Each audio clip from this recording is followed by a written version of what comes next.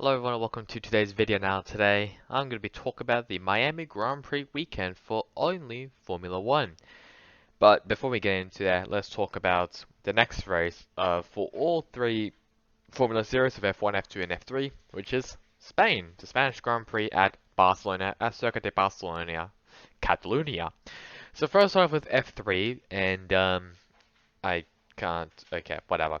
So Friday practice, I think that is. Yeah. So Friday practice, we'll start 9:30 to 10:50 a.m. Qualifying will then start on Friday as well at 3:30 to 4 o'clock, and then sprint race on Saturday will be at 11 o'clock to 11:40, and then feature race on Sunday will be at 10:05 to 10:50.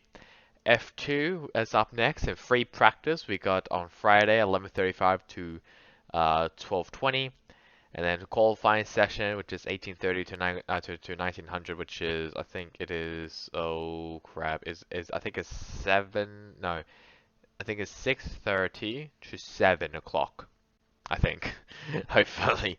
Sprint race on Saturday, that is 7 no wait that'd be 5:30 so 5:40 to 6:25, and then Sunday we got 11:35 to 12:35 on a feature race on Sunday. And finally for Formula One, we have on 20th of May, which is FP1. That is my time. I just realized track time. There we go. That's better. 20th of May. That was 2 o'clock to 3 o'clock. FP2 that will start at 5 o'clock to 6 o'clock.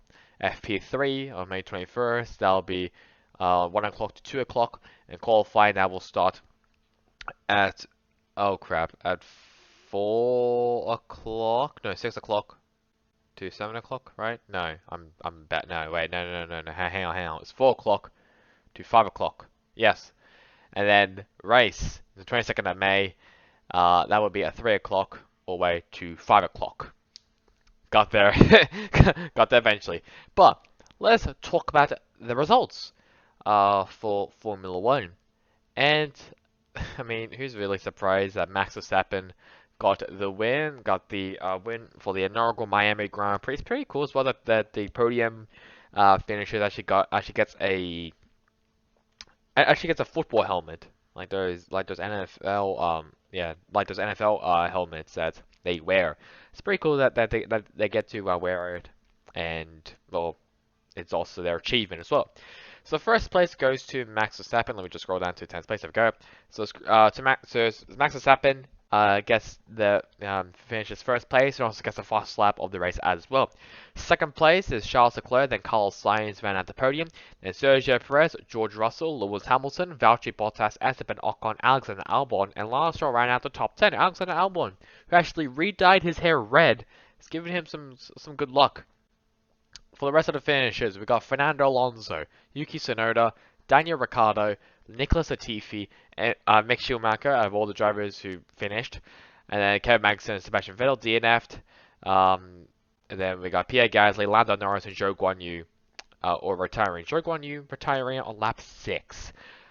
Alonso and Magnussen received a 5-second time penalty for causing a collision, while Alonso again and Ricciardo received a 5-second time penalty for leaving the track and gaining an advantage. So Alonso basically got a 10-second time penalty, while Ricciardo and Magnussen, they both got 5-second time penalties. Yeah, and that's all I can really have to say. So for the stuff that really happened, so the first one is actually Aston Martin. Both of their cars started on pit road. I think there was like some issue with the engine or something, so they had to like pull out the engine and all that other stuff, and they actually added fuel back in. So they had to miss out on the formation lap, and they had to start in pit road. Lap 8, Max Verstappen and Charles Leclerc battling. Obviously, the two championship contenders. They have been battling for this whole season, so it's actually really entertaining to watch them go. Lap 39, Fernando Alonso collides with Pierre Gasly, and that's where the first 5-second time penalty came in for Alonso. I think it looked like he was trying to go to the inside, and I think he might have hit the curb, got to Gasly. I actually can't remember actually what happened. Obviously, I can't show it because FOM. Bit unlucky there, I guess. Lap 41, Lando Norris colliding with Gasly, which means that Norris is out. That's why you see him down in 19th place, only completing 39 laps. Well, 41, oh, whatever. What I'm trying to say is that he obviously retired. Gasly, I think, also retired a couple laps later. I think during the safety car. I think like the end. I think the damage was too much for him to continue. So he had to retire and go to the garage. It was a restart, lap 46. There was a little, if you actually watch the highlights, there was a little defense going on with behind the top two between Sainz and Perez. Perez is trying to dive down to the inside, but Sainz did block that, so Perez could dive down to the inside in turn one. Lap 49, Bottas goes wide, and both Mercedes slips by.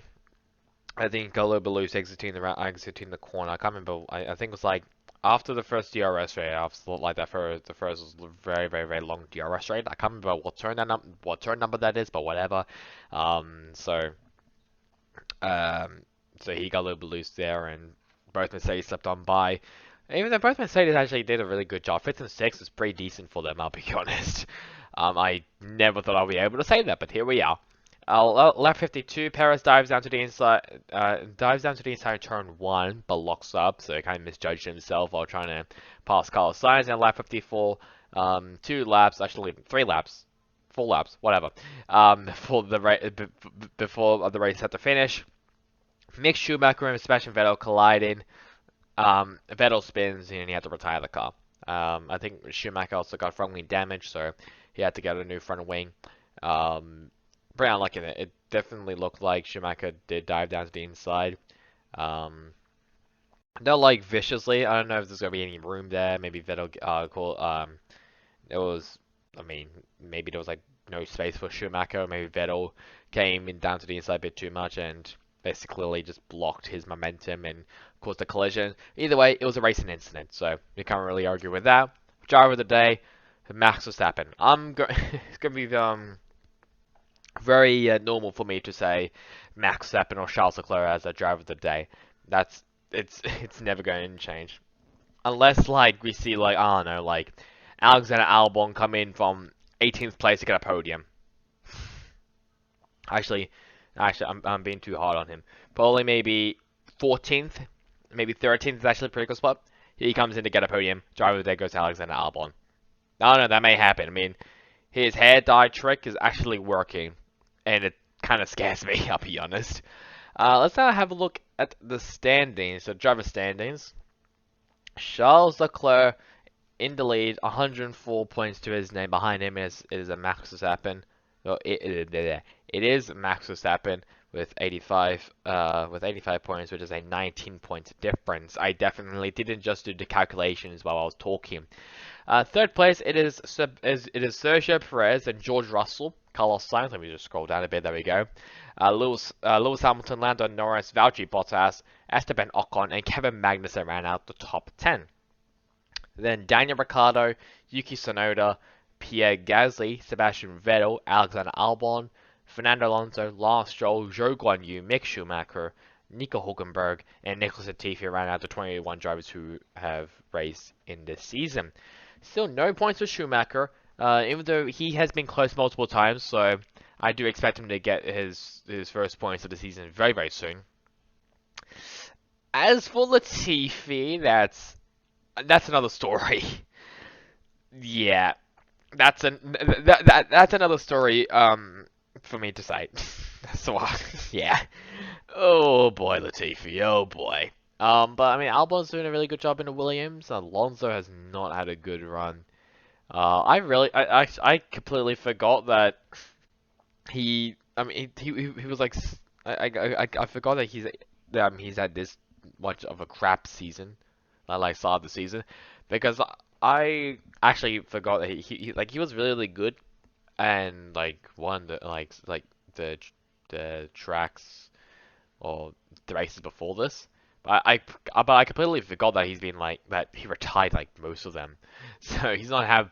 So yeah, he's not having the best time. Let's have a look. Let's have a quick look at the constructors. Ferrari's in the lead, 8 points in front of Red Bull. Then Mercedes, McLaren, Alfa Romeo in the top five. Jesus Christ. Alpine, AlphaTauri, Haas, Aston Martin, and Williams right now the top 10 of the constructors. So that's really about it for Miami. It was a bit of a boring race. But I mean, the later half of the race was definitely very interesting. But yeah, just a reminder that the Spanish Grand Prix is next on the calendar for F1. So I think we will be getting. Is it true that we'll be get? I think we might be getting. Yeah, so we're gonna be getting a week break of F1, and we'll be coming back next week. So next week will be the next race for F1, which I think is normal. I can't remember. I'm too much focused into NASCAR. My God, I need help. But anyways, that is really about it for me. Hope you guys enjoyed it. Catch you guys all next time in the next one. Goodbye.